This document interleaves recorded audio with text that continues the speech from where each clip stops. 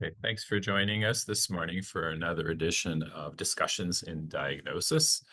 It's truly a pleasure to welcome Ambar Kulshreshtha from Emory here. And before I introduce Ambar, I wanted to share a slide that will kind of set the context. And this is, if you guys can see it, this is an article from The Economist about the risk of developing dementia. And the first part of the advice is quite simply don't grow old, don't be a woman, and choose your parents carefully, which I thought was kind of amusing. And I'm hoping that Ambar has some better advice than that. He and I are actually site investigators for a study called Preventable, which deals with statins for the prevention of dementia. So Ambar is an associate professor in the Department of Family and Preventive Medicine at Emory University, did his residency training at Emory, and quite impressively also did a PhD in epidemiology. He did his MPH at Harvard Medical School in New Delhi. He's been a research fellow at the CDC. He is extremely interested in the link between heart disease and dementia and reducing healthcare disparities. He's the author of over 50 papers, and he's gotten grants from NIH and the Alzheimer Association. So welcome, Ambar. He's going to be talking about an important diagnostic issue, and that's screening for cognition in primary care. So all yours. Take it away. Great. Thank you so much, Dr. Rao. I really appreciate you inviting me. And thank you, everyone, for joining on this Friday morning hour. It is really my pleasure to be here and present to you about the diagnosis of screening and diagnosis of cognitive impairment and this exciting area because we will learn not only about the state of the field, but of some of the recent breakthroughs that have happened. So let me see if I can advance my slide. Okay. Before we get into dementia, I just wanted to share. We always want to start with the patient in mind, and I always like to tell people that dementia is a great equalizer. Like it can affect anyone, regardless of their background, status, even education status. So this quote is from a British novelist, Iris Murdo, and you can see how she's trying to, convey her thoughts about how the appointments are scrambled in her head, and she's not able to get things out. And she was, of course, diagnosed with dementia. Now, when we think about dementia, I think it's better to think of it as more like a syndrome, which is because it's an umbrella term used to describe a range of cognitive symptoms. And of course, Alzheimer's disease being the most common with 60 to 80%. And as you are all aware, it's a major cause of disability and can include behavioral and psychological symptoms as well. And the burden is truly large. With currently there are 7 million people living with Alzheimer's, and it kills more people than breast and prostate cancer combined. And the cost you can imagine is huge, not only just for the patient, but for the healthcare system, for the caregivers. It's truly a big public health crisis that we have to pay attention to. And with all these sort of challenges, we are also going to talk about what new is happening in this field and what our job as primary care has become actually in a spotlight as how can we do things better? What are the new models of care in this new era of drugs and biomarkers that have come around? So, but let's talk about what has been the status so far, right? What are some of the barriers to care for people with cognitive impairment? And you're going to see this slide infogram, which shows that we are really facing a tsunami of patients, not only with just true Alzheimer's, but with preclinical AD, and as there's direct to consumer advertising that's happening for some of these biomarkers. There's so many patients who are going to come forward and ask us the question, doc, I need to be screened for AD. And the true specialists are really small out there. So the burden would fall on the primary care and how they can do it.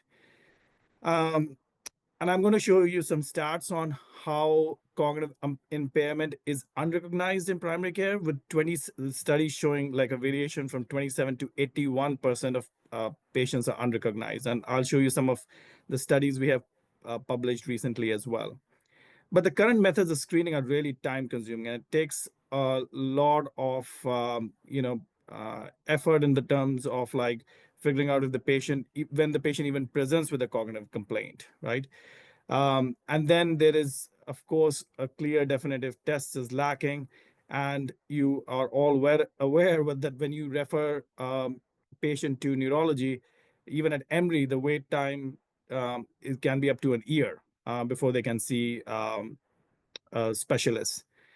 And at a PCP level, we really are lacking the training and the resources that are there to support these patients. And then there are several patients who have their own beliefs regarding dementia. There's a lot of education that we as physicians need to do to help make them understand that there is more that can be done.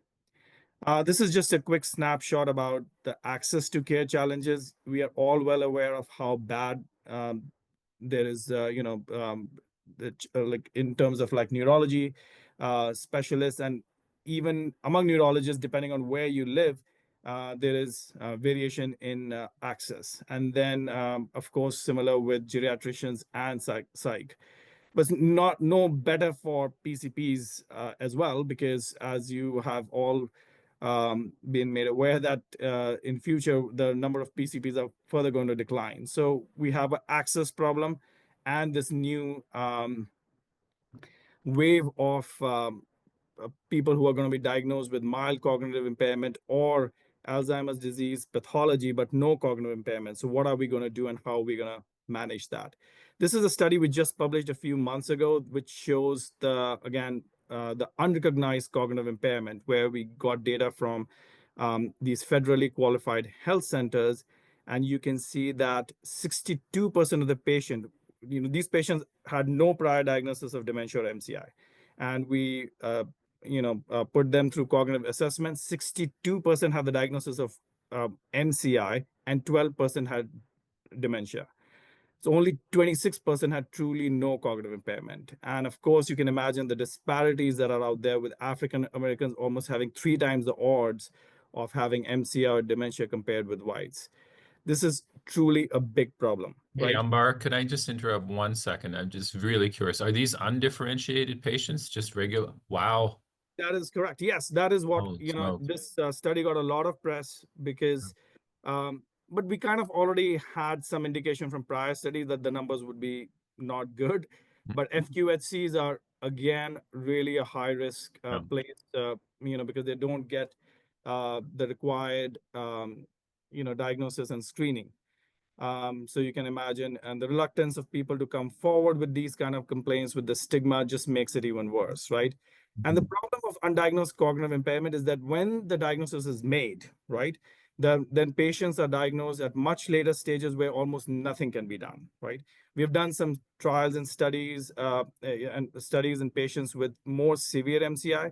Nothing seems to work, not lifestyle changes at that stage, and the drugs also kind of become really less effective. And of course, when you have undiagnosed dementia, there's a lot of hospitalizations, higher mortality, lengths of stay. So this is a real problem that we have to address. And I mentioned that this is a dual challenge.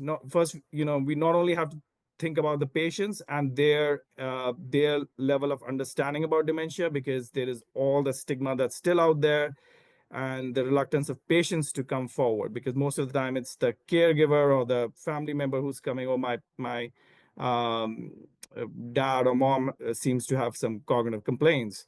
So there is that. And then there is our medical fraternity, where we are reluctant because of the complexity of the diagnosis, the fear that's there, that it might interrupt the physician-patient relationship, and the time that it takes to get to, do this workup. And then, even though we have heard about some of these drugs out there, we know the efficacy is really not that great for now. There is still a lot of hesitancy in, like, what are we going to do even if we make a diagnosis. So that problem still prevails amongst a lot of us, right?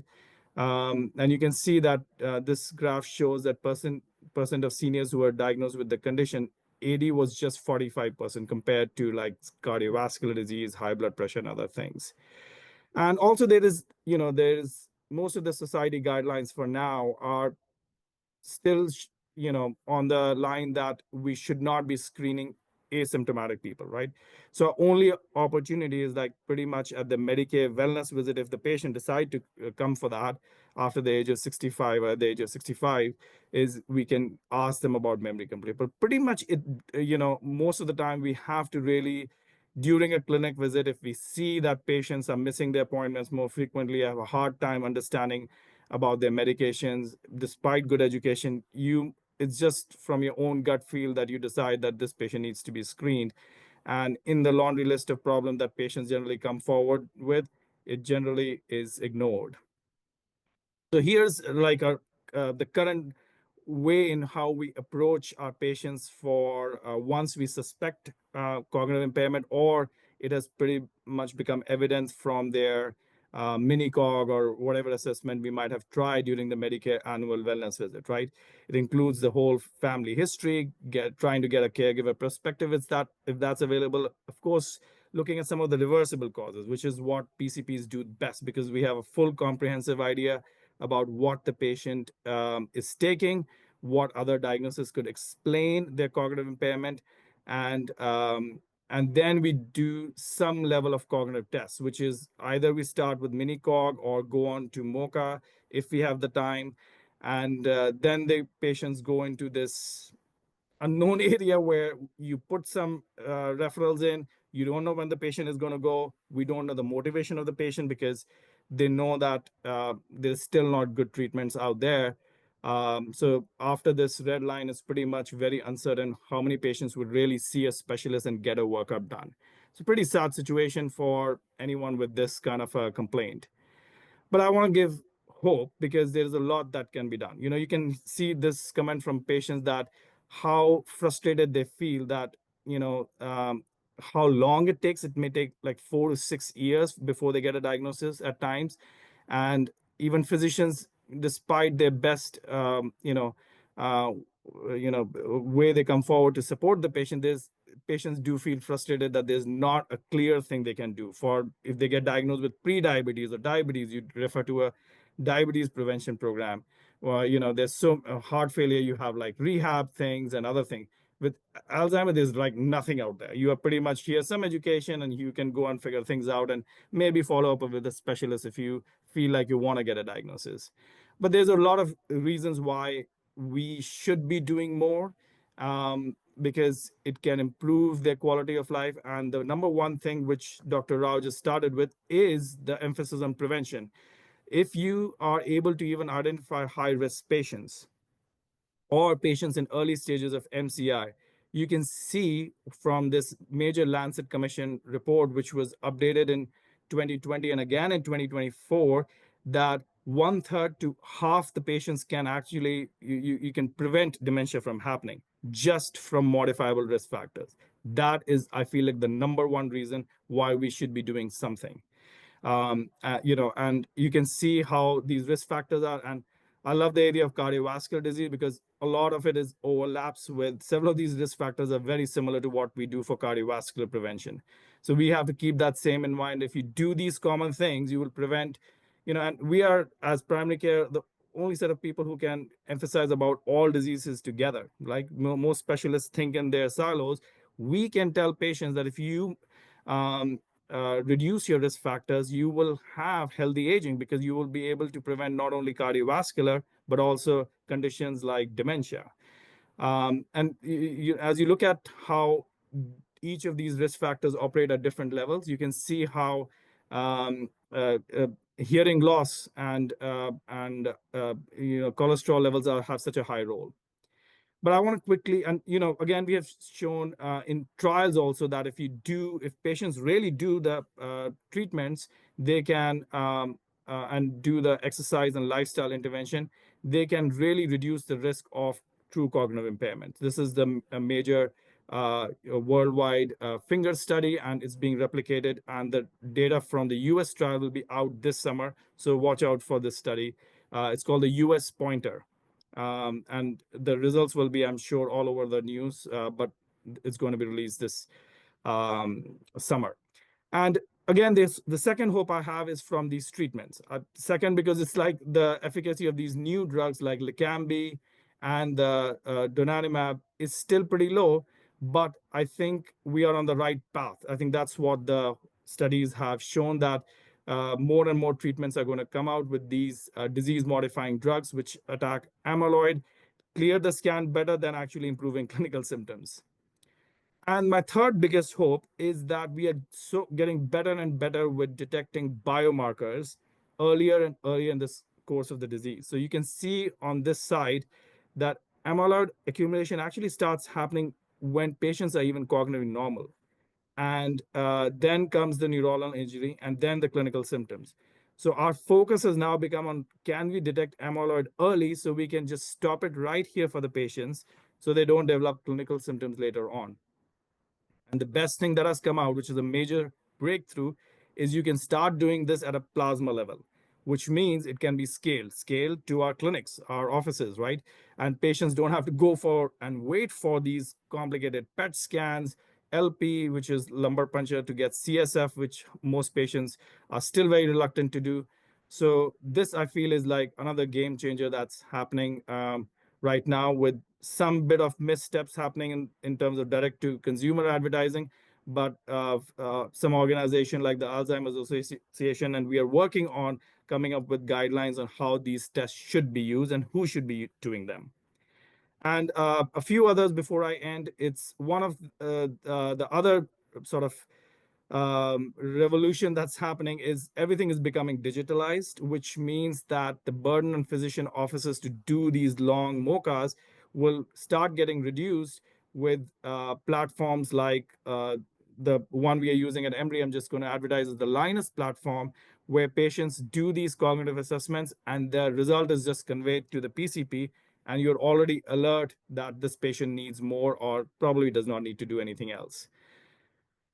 So the diagnostic pathways are also getting changed with AI decision supports, right? There are ways to now get data from our EHRs, which can put patients on alert list for physicians to act on. And then you can use a digital screening or some neuropsych assessment and decide about which patients are eligible for drugs, which patients are you should refer out soon enough, versus you managing primary care, right? Um, and you know that's where I'm working on in my research, is to, okay, there's some proportion of patients that will meet the criteria for amyloid anti-amyloid drugs, but what do we do with the rest of them, right? So we want to have some sort of programs, and we're trying to work on things that we can do for patients while they're waiting for these drugs, or if they're not eligible for these drugs. So the new world is going to look like identifying patients at risk for cognitive decline using a range of these new biomarkers, which includes the blood base, which I'm the most excited about. But there are also other ones that are being investigated at a very rapid pace, which is these passive digital markers, where even patients' speech, like how you talk to your physician, and it can start giving you indications in noting the change in your speech and vocabulary, and then also your motor skills, right? There's some studies being done on how your driving patterns have changed, and does that indicate that you are at risk for cognitive decline? And of course, there are other measures, but the idea is that we need to find measures that are scalable, are cheap, and are good. So the quest is still on, and it's a competitive space, but things are happening, and your clinic practice will change because of some of these things. And I'd like to end with this slide, is that, we want to get the right test to the right patient at the right time. That's all what we are looking for. But, if you look at it, this pipeline is like, we need to control some areas such that we are not, um, uh, you know, um, flooding the specialists with referrals, but managing a lot of things in primary care, right? So, what we can do if patients are not eligible for drugs, but are still in very early stages, what lifestyle interventions, chronic disease management, like a lot of these patients are missing out on their control of risk factors and other things. So what we can do for that. And finally, there's hope as for patients who are eligible, as these disease modifying drugs do seem to make a difference, and more is coming in that pipeline. So with that, I'll end, and we'll take questions and have a discussion. Thank you, Ambar. That was absolutely terrific. I guess I can start with a question. I'm suspect we'll have some other questions as well. Is that you mentioned the U.S. Preventive Services Task Force, which I'm part of, doesn't recommend screening for mild cognitive impairment, and the recommendations are based on the net benefit, the benefit over any risks that are there. And so in that particular case, it was the net benefit of potential disease modifying therapy. So that's my question for you. If I was to screen someone who had a significant cognitive impairment and I prescribe one of these disease modifying treatments, what kind of response can I expect to get now in 2025? Great question. And I think if you're following the news media about, there's a lot of excitement, but if you look at the real world data right now, you know, you see in these, just to give everyone a background, that to be eligible for these drugs, there's a lot of restrictions, first of all, right? You have to have MCI or early AD. It does not even work in advanced AD. And also your PET scan, your brain PET scan should show the presence of amyloid, because they're anti-amyloid monoclonal antibodies. So they can, the scans have shown great, some improvement, right? So that we know it attacks the biology of the disease. The problem is the clinical symptoms are not much improved, and patients may notice very slight changes or none at all. What I think gives me hope is, so right now I think it's a good idea to inform. We don't even know whether these drugs are effective after 18 months. So trials are ongoing to maybe start earlier in the disease process. So going in the pre-symptomatic phase, or if you can do these drugs earlier, maybe the benefit is more. Or if you prolong the course of treatment from these drugs, maybe the response is better, or maybe combining it with other things. So I think all these three areas are under trials right now, and we'll have answers to that very soon. But at this point of time, I'm, I think we're in the right path for these disease modifying drugs. We have, after decades and decades of trial failures, we finally have some hope. So I am excited, but I have to be honest that for most patients, I just have to inform them that the efficacy is, the clinical improvement that they can expect is pretty low. Thank you. Ambar, we have a couple of questions in the chat. Yeah. This is Hi. one from Dr. Koopman Gonzalez. I think it's very important, and that is, what do we do now in primary care? What's your recommendation? Great. I think one of the things is inform and educate our patient. I think that's the number one thing we can do, because it is not even on our radar at times, right? Like, I am excited and passionate about this area, one, because I feel like the burden is going to be huge and it's already big.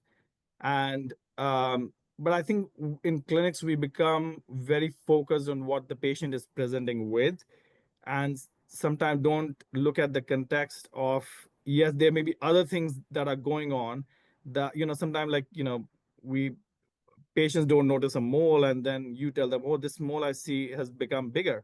It's kind of like things that they're not presenting with, but we start keeping our keeping a more closer look at what they could also have, which may explain why they are not adhering to their treatments. So, I think educate our patient that there's hope for dementia. You can be enrolled in clinical trials, you can get disease modifying drugs. And the best, as I mentioned to you, is lifestyle intervention. Just like we are so aggressive for people with cardiovascular disease prevention, we should similarly focus on dementia prevention, and just equate that heart health is equal to brain health, and you do these risk factor management aggressively, you will prevent both. So I would go there. And some of the things that I shared regarding using digital technology and other better ways to have teams where maybe your medical assistant can do the mocha and you train them on it, make it easy for yourself, but be aware and educate your patients. Thank you. And we have a couple of questions from the audience. Durga, did you have a question? Yes. Go ahead, Hi. please. Very good presentation. Thank you. Very precise and to the point. My question is, most of my patients, they die even though I teach them like their brains out about the preventative measures and counsel. They are dying from like smoking, like COPD, diabetes, and heart disease. So they are not even living to the ages of dementia.